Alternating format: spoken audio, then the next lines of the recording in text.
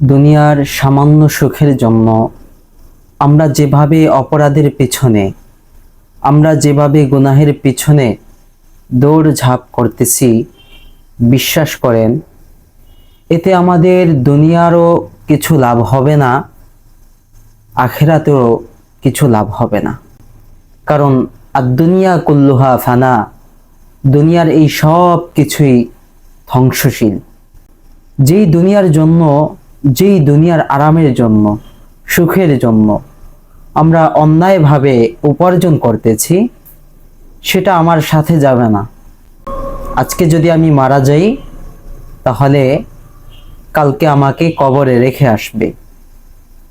কেউ আমাকে ঘরে একদিনও অযথা ফেলে রাখবে না, কেউ আমার পাশে থাকবে না।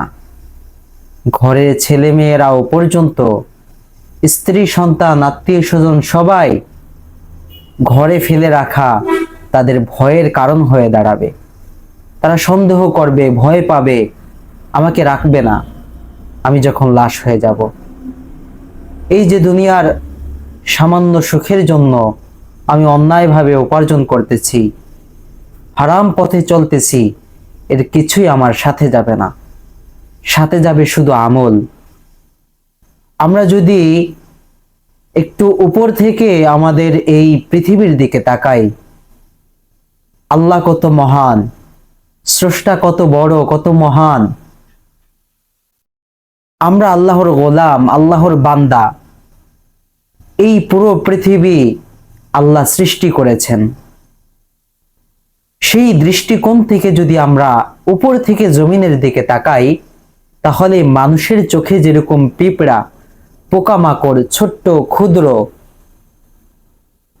তাদেরকে মেরে ফেললে, পিষে ফেললে যেরকম আমাদের হৃদয়ে বাঁধে না, আঘাত লাগে না, কষ্ট লাগে না, একইভাবে আল্লাহ যদি চাইতেন এই পুরো পৃথিবীকে ধ্বংস করে দিতে পারতেন, সব মানুষগুলোকে পিষে ফেলতে পারতেন, ভূমিকম্প দিয়ে সব একসাথে ধ্বংস করে দিতে পারতেন আমাদের অপরাধের কারণে, অন্যায়ের কারণে, ত্রুটির কারণে। কিন্তু আল্লাহ অনেক মহান।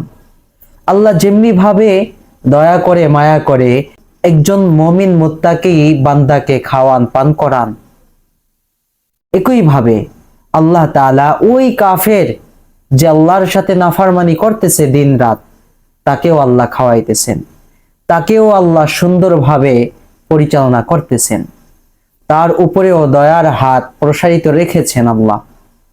এখন দেখার বিষয় হলো, আল্লাহর উপরে ঈমান এনে আমরাও যদি কাফেরদের মতো অস্বীকার করি, আমরাও যদি আল্লাহর নাফরমানি করি, তাহলে আল্লাহ পাক বড়ই কষ্ট পান। আল্লাহ চাইলে সব কিছু মুহূর্তের মাঝেই ধ্বংস করে দিতে পারেন, কিন্তু আল্লাহ পাক একটা সময়ের অপেক্ষায় আছেন, যেই সময়ে আল্লাহ বলবেন কুন ফায়াকুন, আল্লাহ ধ্বংস করতে চাইবেন তো সাথে সাথে সব কিছু ধ্বংস হয়ে যাবে। এজন্য ঈমান সাথে যাবে। ঈমানের বাহিরে এই যে দুনিয়ার সুখ স্বাচ্ছন্দ্য কিছুই যাবে না, আমল সাথে যাবে। এই জন্য একটু উপর থেকে যদি চিন্তা করি যে কি করতেছি, কি জন্য আল্লাহ পাক দুনিয়াতে পাঠিয়েছিলেন, আর আমরা কি করতেছি, তাহলে আমাদের অন্তরচক্ষু খুলে যাবে। মানুষের অন্তরচক্ষু যখন খুলে যাবে, তখন অন্যায় পথে চলতে, অপরাধের পথে চলতে তার বিবেকে বাধা দিবে। আল্লাহ রাব্বুল আলামিন আমাদেরকে সঠিক পথ অনুসন্ধান করে চলার তৌফিক দান করুন।